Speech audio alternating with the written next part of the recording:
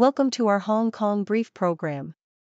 Today, we're diving into some riveting stories that are shaking up the scene. First up, Sino-Ocean Group Holding is in hot water as the U.S. Bank of New York Mellon files a liquidation petition due to a missed bond payment. This mid-size state-backed Chinese developer has been struggling to sell properties, and the financial woes seem to be piling up. Stay tuned to see how this unfolds and what it means for the real estate market in Hong Kong. Next, the political landscape in the UK is getting a shake-up from across the globe. Over 140,000 Hong Kongers with British national overseas (BNO) status are eligible to vote in the upcoming UK general election. Their votes could be pivotal in 21 constituencies, potentially altering the election's outcome. With multiple parties vying for their support, the Hong Kong community's priorities on China policy, health, crime, and the economy are taking center stage. And in the world of cryptocurrency, Bybit fintech is making waves. After targeting former clients of the collapsed FTX platform, Bybit has surged to become the second largest crypto exchange globally by trading volume, just behind Binance. Their innovative approach to margin trading and strategic targeting of users in Europe and Russia has paid off, doubling their market share since October. Please stay tuned for the detailed content. Nikkei Asia, Sino-Ocean Group Holding, a mid-sized Chinese developer, has been hit with a liquidation petition filed by the London branch of the Bank of New York Mellon in Hong Kong's High Court. This legal action stems from Sino-Ocean Land Treasure 4 Limited's failure to make a bond payment due in 2026, totaling $400 million. Sino-Ocean, partly owned by state-run China Life Insurance, is grappling with significant financial stress, reporting a net loss of 21.09 billion yuan in 2023 and facing liabilities that exceed assets by 8.45 billion yuan. The company's contracted sales have plummeted by 67% in the first 5 months of this year. Despite the government's efforts to stabilize the market, the crisis among Chinese developers is deepening, affecting not only private firms but also those with partial state ownership. Sino-Ocean plans to oppose the petition and is working with legal advisors to manage its debt, while other developers like Kaisa Group and Shermao Group Holdings face similar legal challenges.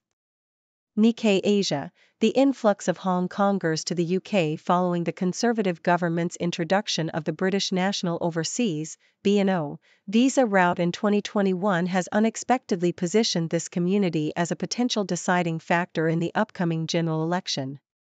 With over 140,000 eligible voters, Hong Kongers could influence outcomes in 21 constituencies, including 3 key battlegrounds. Politicians from various parties are actively courting this new electorate, highlighting their policies on China and promises of support for the Hong Kong community. Labour candidate Neil Coyle and Tory candidate Lucy Demery are among those emphasizing their stances on China and the importance of protecting Hong Kongers' rights. The community has mobilized through initiatives like Vote for Hong Kong, which seeks to amplify their political voice. Candidates are being scrutinized on their China policies, with Labour's Yuan Yang and Lib Dem's Paul Kohler addressing the community's concerns at campaign events. South China Morning Post, Bybit, a Dubai-based crypto exchange, has risen to the second largest globally by trading volume, largely by attracting former users of the defunct FTX platform and expanding its reach in Europe and Russia. CEO Ben Zhou attributes this growth to Bybit's innovative trading features, such as cross-margin trading using over 160 tokens and allowing users to leverage unrealized profits. Bybit's share of the market has doubled to 16% since October, surpassing Coinbase Global.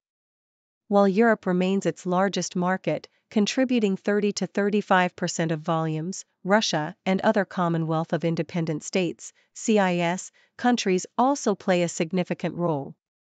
Despite the regulatory risks, Bybit is expanding in these regions, securing licenses in Kazakhstan and planning an office in Georgia.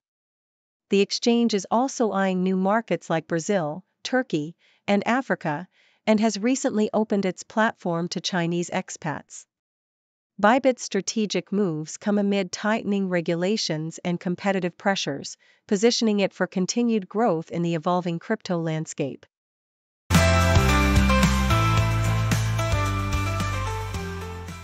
South China Morning Post. Beijing has significantly increased the duty-free shopping allowance for mainland Chinese tourists visiting Hong Kong and Macau, setting the new limit at 15,000 yuan, $2,100 per trip. This policy, starting July 1 at 6 border crossings, aims to boost tourist spending in Hong Kong by at least 8.8 billion Hong Kong dollars annually, potentially doubling that amount. The measure is expected to contribute between 2.7 billion Hong Kong dollars and 5.4 billion Hong Kong dollars to the local economy.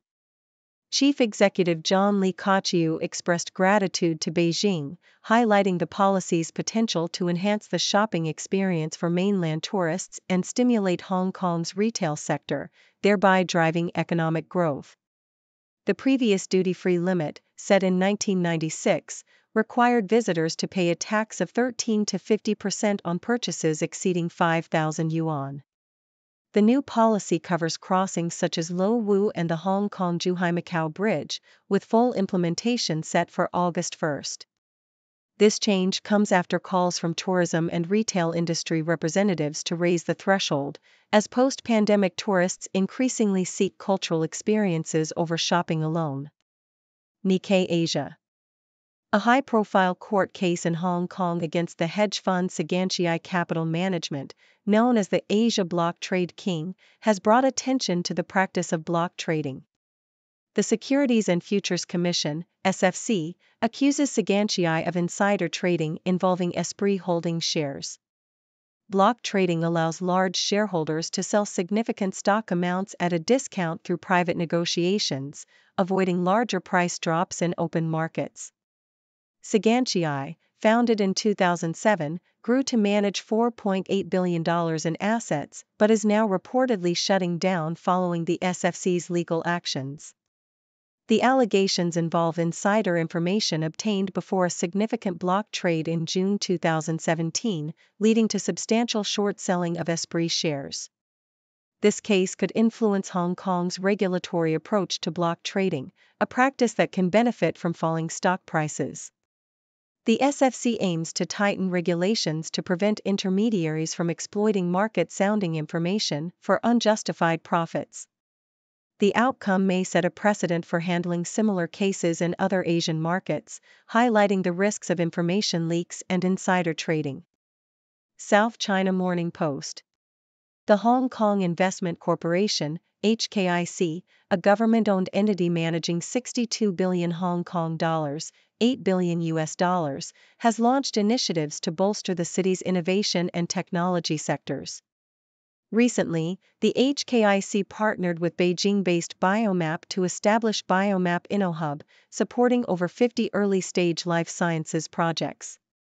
Additionally, it teamed up with AI unicorn Smartmore, promoting Hong Kong as a development base and potential IPO venue. The HKIC, announced by Chief Executive John Lee Ka-chiu in 2022, manages 4 funds aimed at attracting companies and supporting local startups. These include the 30 billion Hong Kong dollars co-investment fund and the 32 billion Hong Kong dollars Hong Kong Growth Portfolio. A 5th fund will pool investments from the Capital Investment Entrance Scheme, CIES, offering faster residency for investors. The HKIC focuses on hardware technologies, biotech, and green technologies, differing from sovereign funds like Singapore's Temasek by emphasizing domestic economic growth. Market observers have welcomed the KIC's approach, seeing it as crucial for positioning Hong Kong as a technology and green finance hub, thereby enhancing its role as an international financial center.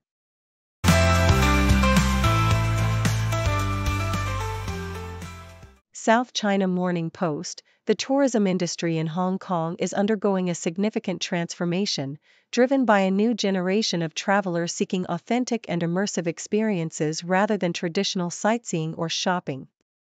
Eric Knockfah of Klook emphasized the shift towards personal growth and community impact in travel. Hong Kong's rich cultural heritage, including the Hong Kong Palace Museum and festivals like the Chung Chau Bun Festival, combined with its natural beauty, offers a unique blend of experiences. However, to stay competitive, Hong Kong must innovate its offerings and develop new promotional strategies. This includes preserving iconic elements like neon signage and focusing on sustainable tourism. Collaboration between the private sector and the government, along with leveraging technology and data-driven insights, will be crucial in attracting tourists. The expansion of visa-free transit and entry policies provides an opportunity to capture a larger share of inbound travelers, making it imperative for Hong Kong to reimagine and rebrand its tourism sector. South China Morning Post: Health authorities in Hong Kong are investigating a suspected hepatitis C transmission case at Princess Margaret Hospital. A 24-year-old man, who stayed in the same ward as a 52-year-old hepatitis C carrier, tested positive for the virus. Genetic sequencing confirmed that both patients had identical strains of hepatitis C, suggesting a nosocomial infection. The younger patient, initially admitted for a head injury, tested negative in April but positive in June after elevated liver enzymes were detected. The hospital is concerned about the infection risk posed by invasive procedures like catheter use and blood tests. Antiviral drugs have been prescribed to the infected patient, and contact tracing has identified 16 other patients who stayed in the same ward. The hospital has reported the case to the Center for Health Protection and the Hospital Authority, emphasizing the need for stringent infection control practices to prevent such transmissions in healthcare settings. South China Morning Post: Hong Kong's stock market is poised for a rebound in the second half of the year, driven by a strong pipeline of initial public offerings, IPOs, according to Financial Secretary Paul Chan Imopa. Despite a decline in IPO funds and deals in the first half of 2024, Chan is optimistic about the market's recovery, citing dialogue with mainland company executives and the city's tailored rules for innovation sector listings. Hong Kong's financial market remains attractive due to its alignment with international standards and new capital sources from the Middle East. To bolster the economy, Chan plans to visit Australia to promote investment opportunities and engage with local enterprises. The Hong Kong Investment Corporation, HKIC, is also screening over 100 companies interested in setting up in the city. Chan emphasized that KIC's investments aim to bring value beyond financial returns, focusing on attracting companies that can drive innovation and diversify the economy. The recent partnership with Beijing-based Biomap to support early-stage life sciences projects exemplifies this strategy. Chan remains confident that these efforts will yield visible results in the near future.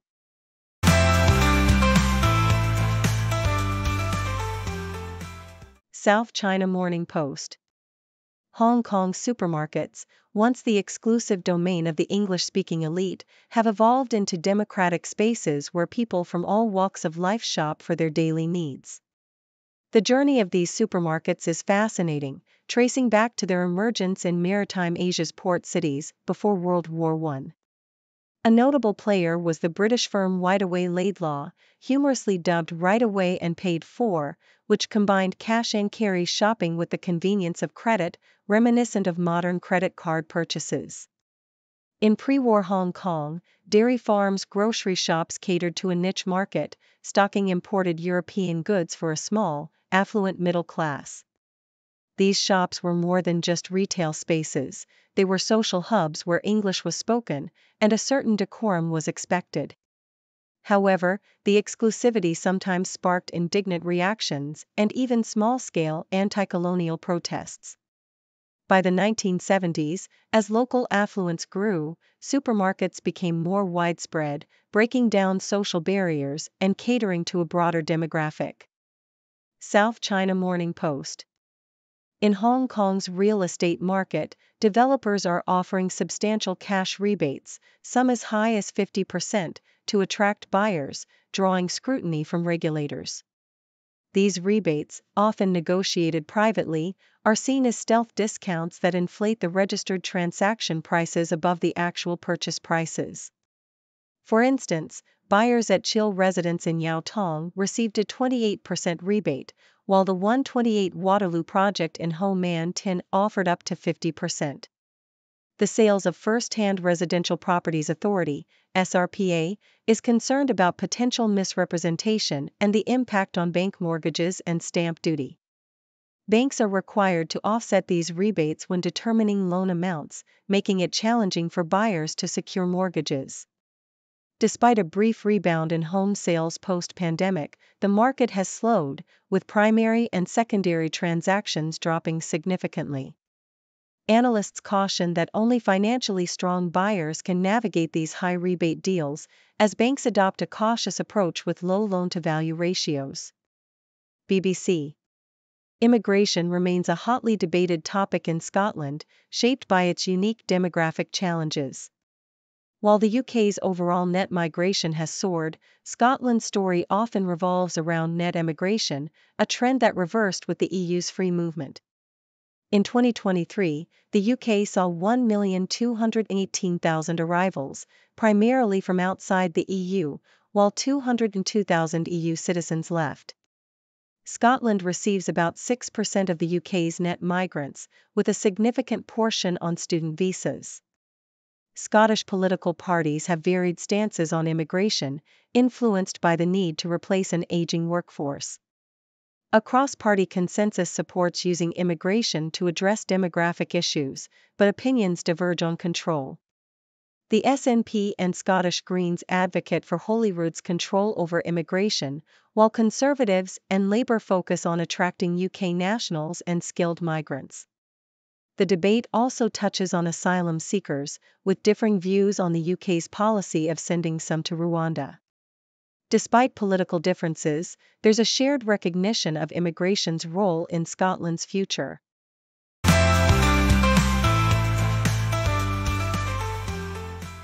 South China Morning Post: The Communist Party of China is nearing its third plenum, a crucial event for unveiling major economic strategies for the next 5 to 10 years. Reflecting on the past decade, China's ambitious reforms began with the launch of the Shanghai Free Trade Zone in 2013, aimed at creating a hub of international trade and reduced government intervention. The zone saw significant industrial growth, marked by Tesla's Gigafactory and other mega projects.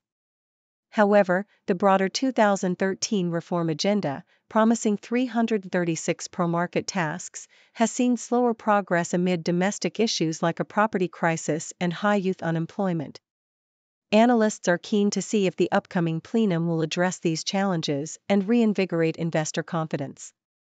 Veteran economist Wu Jinglian emphasized the need to complete unfulfilled tasks and build a competitive market, while others like Camille Boullenois from Rhodium Group noted the incomplete pro-market reforms as a drag on China's growth potential.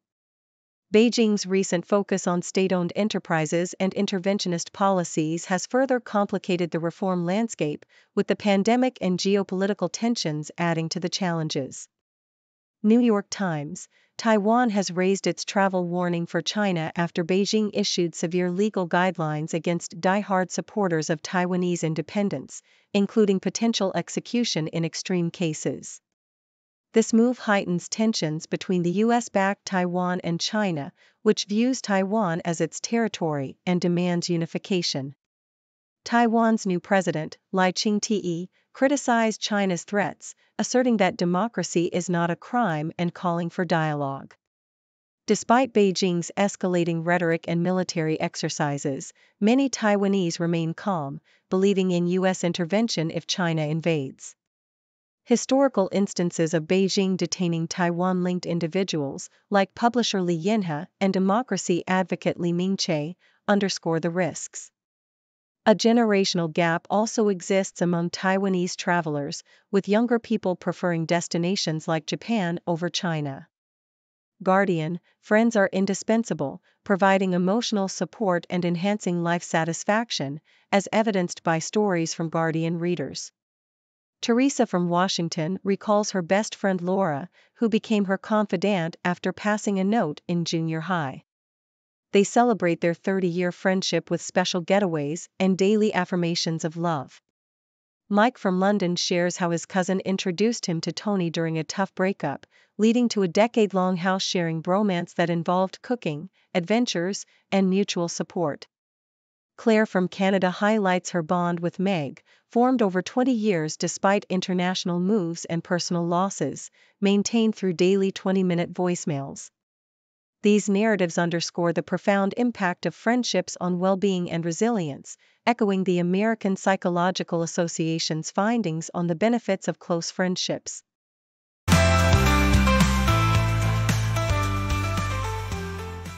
Thank you for tuning in. The content above showcases the latest briefing reports and analytical synopses, thoughtfully curated by the 6Do team. These insights stem from a wide array of reputable media outlets, think tanks, government sources, and specialized experts worldwide. We encourage you to explore these sources for a comprehensive perspective. Keep in mind that while the content may not always align with the official standpoint of 6Do Brief, it's not meant to be taken as absolute directives for decision-making. Comprising seasoned media professionals, learned scholars, and accomplished scientists, the 6Do team embodies a trailblazing, fully independent media entity. To customize 6Do Brief to meet your professional needs, you have the option to subscribe to a diverse array of briefings on our website, 6dobrief.com. Regardless of your location, you can conveniently receive 6Do Brief via email.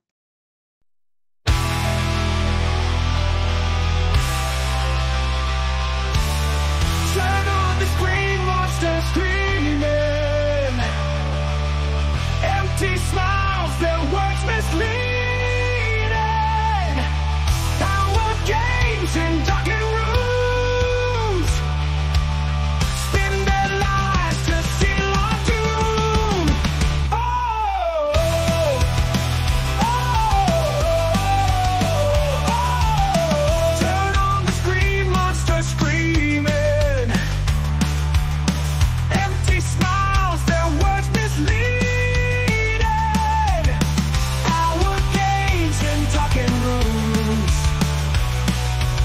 Spin their lives to seal our doom.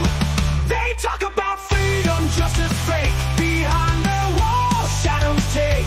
Volunteers with strings of steel. Promises broken, deals they conceal. We're just numbers in their cold hands. Fight the castles built on sand. Rise up now, reclaim the night of their truth and blinding light. Oh,